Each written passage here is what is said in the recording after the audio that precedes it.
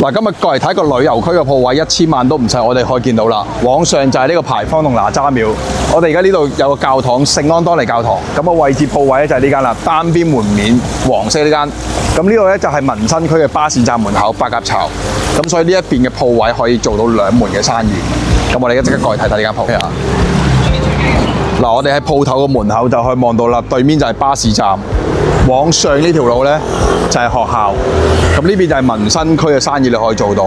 反方向呢一邊呢，我哋就可以見到教堂呢邊嘅門口，遊客生意都可以做到。望一望間鋪先，890尺全角2個門面就係啱啱先呢邊啦。